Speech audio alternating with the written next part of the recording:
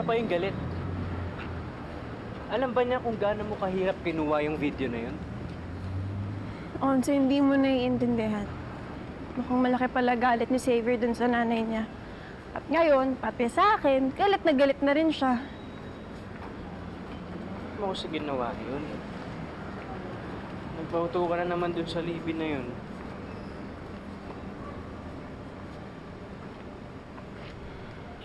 Bakit di mo ko usapin si Xavier?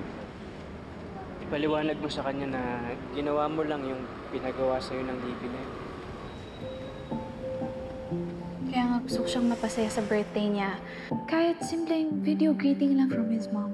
Baka naman may paraan. What do you mean? Di ba ginawa mo lang naman yan dahil kay Libby?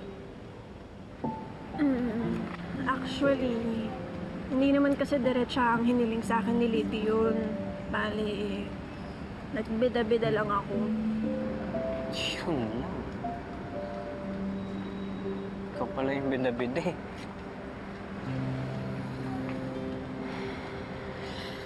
Eh, akala ko naman kasi yun yung gusto niya. Akala. Alam mo, Princess, maraming namamatay sa maling akala, ha?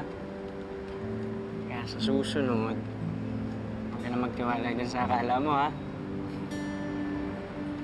Alam mo, kaya ko to sinasabi sa'yo. Alam mo yung para man lang gumaan yung loob ko, yung pakiramdam ko, pero lalo lang ako naiinis sa sarili ko. Uy, Princess, teka! Ganun-ganun na lang ba yun? Akala ko ba kontrolado mo yung anak mo? Eh, napahiya pa ako sa harap ni Charlene. Uminahon ka muna, Divina. Bigyan mo lang ng konting panahon. Magbabago rin ang isip niya si Raymond. Panahon? Magpapago? Paano? Eh, kita mo nga, di ba? Hawak ni Charlene ang liig niya parang unggoy. Paano magbabago ang utak niya? Ha? My dear, there are so many ways para mabagong isip na Raymond. Ngayon, kung hindi natin siya makuha sa matinong usapan, edi kailangan pwersahin natin for him to make that decision. Paano? I think the more important question is kung gaano mo talaga kagusto maging parte ng kumpanya ni Raymond. At kung hanggang saan itong kaya mong gawin para makuha mo ang gusto mo.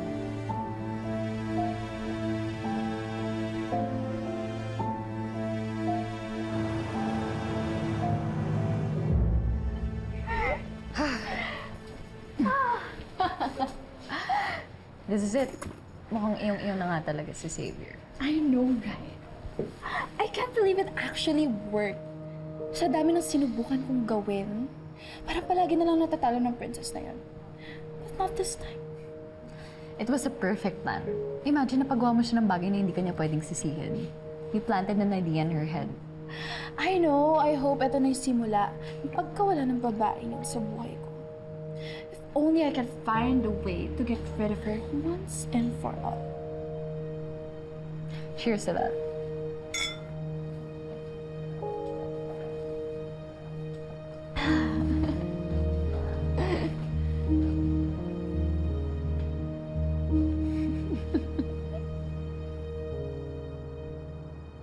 Sigurado ka ba sa gusto mo, Kaz? Hindi biro yung gagawin mo, ah. Ano yan? Economic sabotage. Nakapag-desisyon na ako, Kaz. Tsaka tama si Sonia, baka ito lang yung paraan. Kaz, nag-aalala ako sa'yo. Paano ko matrace back yan sa'yo? Huwag ka mag-alala. Ilang taon ako sa loob ng kulungan. Nakahanap din ako ng mga koneksyon. Nakakilala ko ng mga totoong kriminal, mga halangang kaluluwa. Tsaka natuto na rin ako mag-isip na parang kriminal.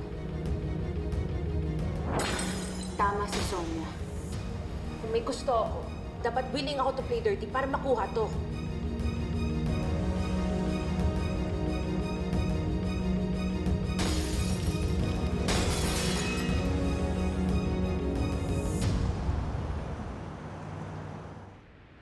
Good morning! Good morning. Good morning.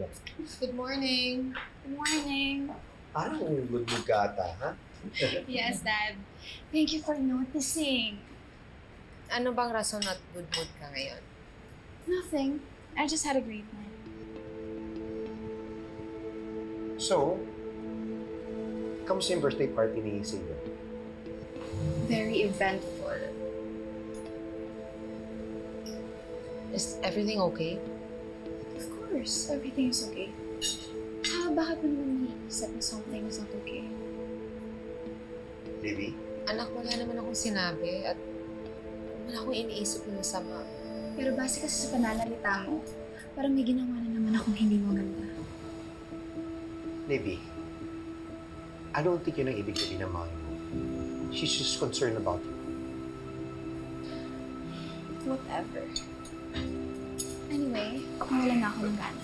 Morning, Iha. Marlo, hindi naman nandito ka na. Don't be too hard on your parents, Iha. Marami silang iniisip ngayon. Lalo na naghahanap pa rin sila ng mga investors. Bakit? In trouble yung business model.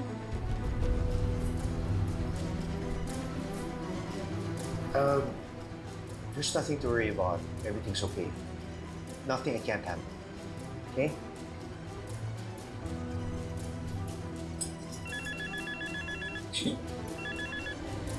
Hello?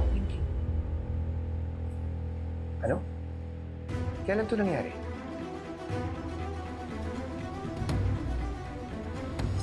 Sige, papunta na ako dyan. Ano nangyari? May emergency sa opisina. Kailangan ko pumunta doon. Sasamahan kita.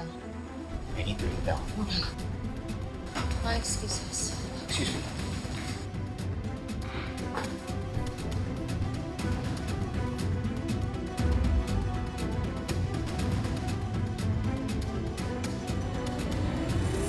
Ayun na nga po, Mang Dado. Ang napagdiskitahan, si Princess. Kaya galit na galit nung Xavier sa kanya dahil lang pinalalabas, idea ni Princess yung video na nagpahiya sa kanya. Hindi ipaliwanag nyo sa Xavier na yun na si Libby talaga. Eh, ang suste nga po, Mang Dado, hindi po direktang inutos sa kanya. Kumbaga, ang pinalalabas lang po, si Princess yung nakaisip nun. Kumbaga sa kriminal tawag dyan, plausible deniability. Sakto.